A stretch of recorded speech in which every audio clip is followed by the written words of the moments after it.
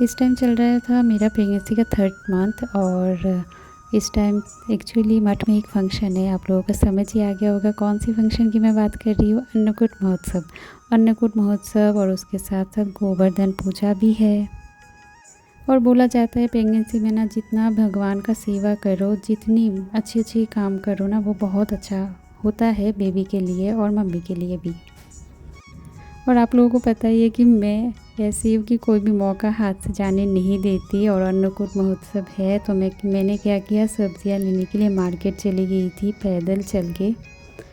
Actually जब market गई थी उस टाइम पैदल नहीं गई थी, उस टाइम ऑटो में गई थी। जब मार्केट से मठ में जाना था उस टाइम मैं पैदल जा रही हूँ और सब्जियों का भार भी है मेरे हाथ में, मतलब बहुत भारी वाला सामान भी है। और इस टाइम मेरा 3rd मंथ चल रहा था और मैं बहुत ज़्यादा थक गई हूँ। देखो मठ में आने के बाद मैं थोड़ी देर मैंने रेस्ट किया और मैं सब लोगों को देख रही हूँ कि सब लोग काम में ना बिज़ी थे, क्योंकि कल इतना बड़ा फंक्शन है, इतने सारे लोग आएंगे।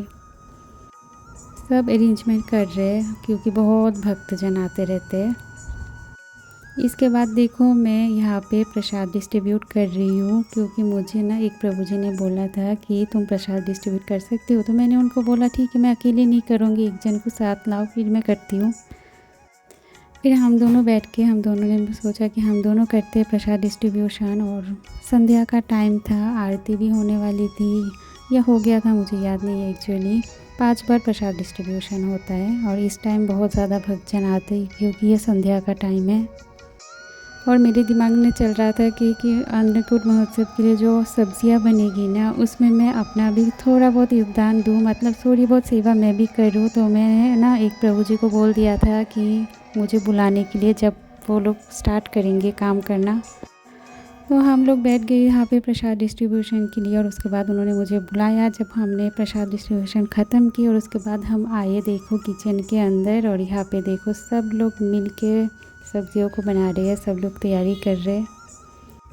और मैंने भी एक इजी सा काम ले लिया, देखो आलू छीलना। और एक्चुअली मैं नीचे नहीं बैठ पा रही थी तो मैं थोड़ा सा ऊपर बैठी हूँ। और इस टाइम तक ना किसी को पता भी नहीं था कि मैं प्रेग्नेंट हूँ, क्योंकि मैंने किसी को बताया ही नहीं था, सिर्फ मेरे हस्बैंड को पता था और किसी को पता नहीं था। वैसे मैं संभल के चल रही थी क्योंकि प्रीवियस प्रेगनेंसी का जो क्या बोलते हैं यादें हैं ना, एक्सपीरियंस है, वो बहुत ख़तरनाक था। जो भी है इस प्रेगनेंसी में आई होप सब कुछ ठीक होगा, इसलिए मैं संभल के चल रही हूँ। बट जो भी हो, भगवान की सेवा मुझे बहुत पसंद है करना, क्योंकि भगवान के आगे ना, मतलब उनकी सेवा से बेहतर इस दुनिया में कुछ भी नहीं है। और मुझे सुकून मिलता है एक्चुअली मठ में, जब भी मैं सेवा करती हूँ ना, वैष्णव सेवा, मुझे बहुत अच्छा लगता है। जो भी है, ये सब्जियाँ तो भगवान के भोग के लिए बन रहा है और कल 56 भोग बनेगी, बहुत कुछ बनेगा। फाइनली जब हमारा ये काम ख़त्म हो गया, ज़्यादा नहीं किया था क्योंकि सब लोगों के लिए नहीं बनेगी, सिर्फ भगवान के भोग के लिए ही बनेगा। और भक्तों के लिए अलग सी सब्जियां बनेगी, वो चीज़ें मैंने उसमें मदद नहीं की, वो बाद में कोई और कर लेगा। और मेरे पास इतना टाइम भी नहीं था, घर भी जाना है, घर जाके काम भी करना है। और मेरे जो हस्बैंड है वो भी ऑफिस से घर आ गए होंगे।